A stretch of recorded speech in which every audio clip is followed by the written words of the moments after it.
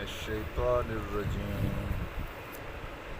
بسم الله الرحمن الرحيم يريدون أن يطفئوا نور الله يريدون أن يطفئوا نور الله بأفواههم ويأبى الله إلا أن يتم نوره ولو كره الكافرون صدق الله العلي العظيم. رفقائے محترم،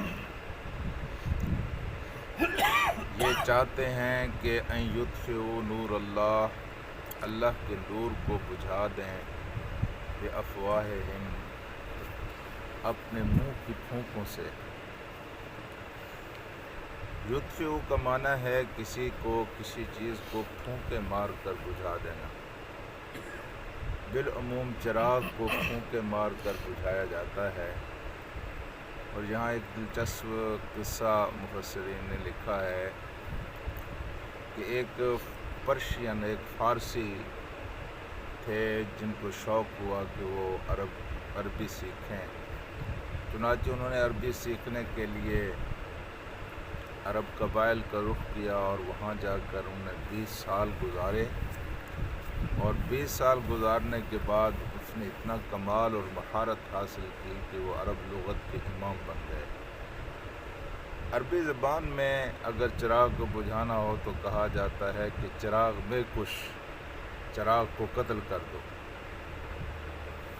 چنانچہ وہ وہاں سیکھتے رہے عربی اور عرب کے لغت کے امام بن گئے، اور پھر وہاں ایک عرب کے قبیلے میں ان کی شادی ہوئی۔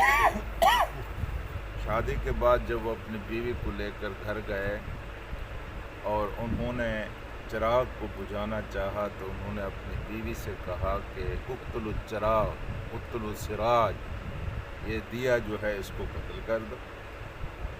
اس لڑکی نے جب اس کے منہ سے یہ بات سنی تو اس نے وہاں شور مچا دیا کہ اے عرب کے لوگوں، تمہارے ساتھ تو دھوکہ ہو گیا ہے، یہ شخص تو بالکل عربی نہیں ہے۔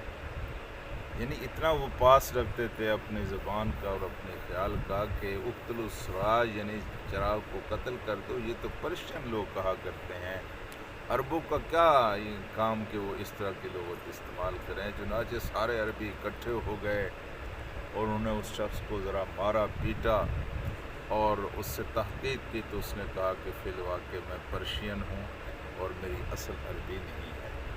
یہ عرب کے ہاں لوگ مہمان جاتے تھے، یہ 3 دن سے زیادہ اجمیوں کو کم از کم اپنا مہمان نہیں ٹھہراتے تھے، اور ان 3 دنوں کے دوران بہت کم بولتے تھے تاکہ ان کی زبان محفوظ رہ جائے۔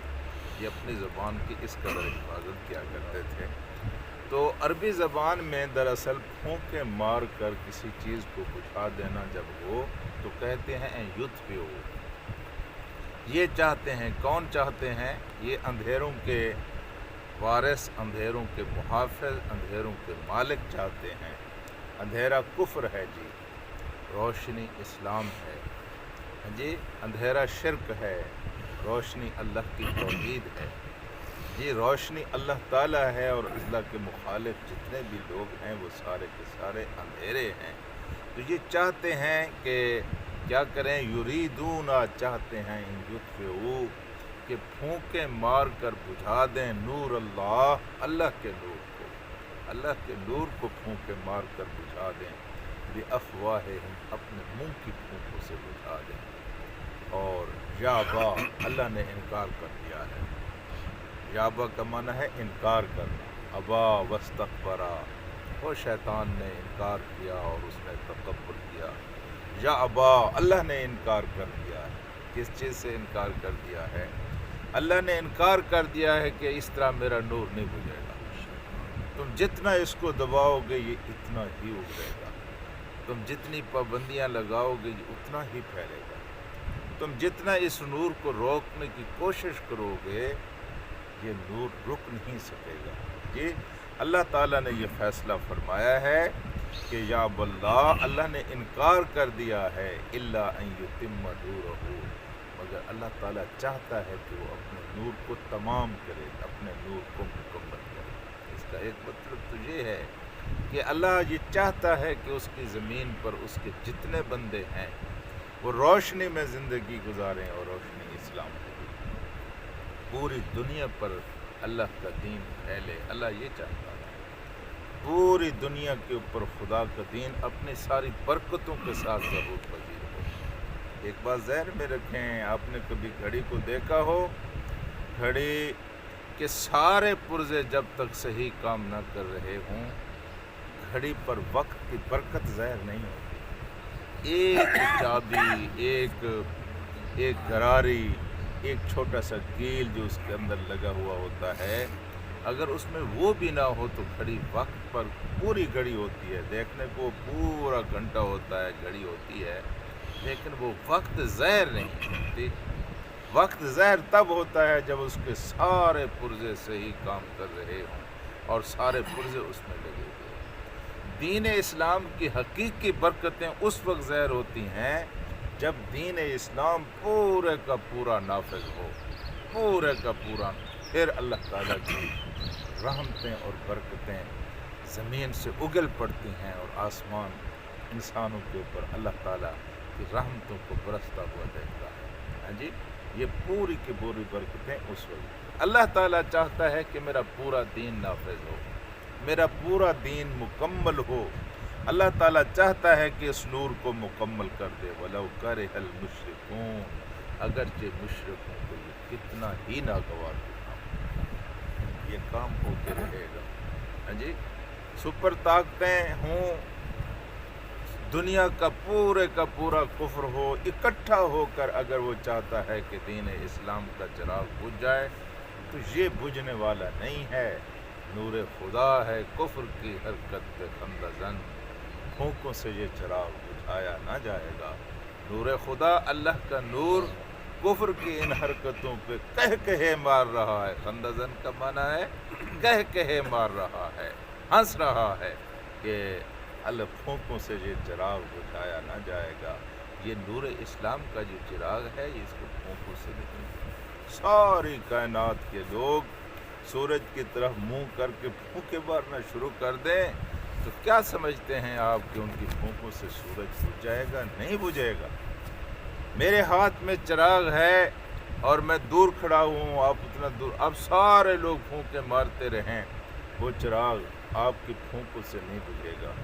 لیکن اگر میرے ہاتھ میں چراغ ہے، میں اسے بجھانا چاہوں تو ایک پھونک سے وہ بجھ جائے گا۔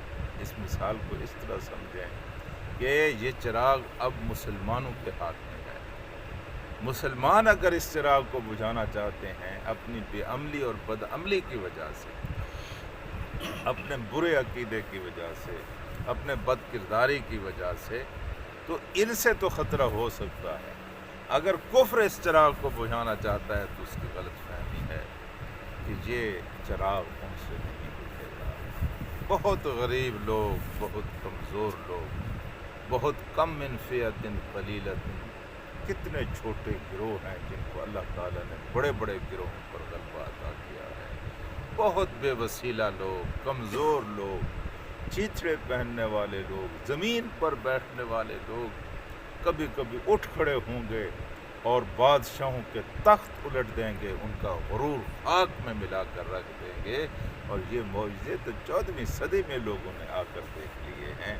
یہ اسی آیت کی تفسیر ہے کہ اللہ تعالیٰ چاہتا ہے کہ وہ اپنے نور کو مکمل کر کے رہے گا، اگرچہ مشرکوں کو یہ کتنا ہی ناگوار کیوں نہ۔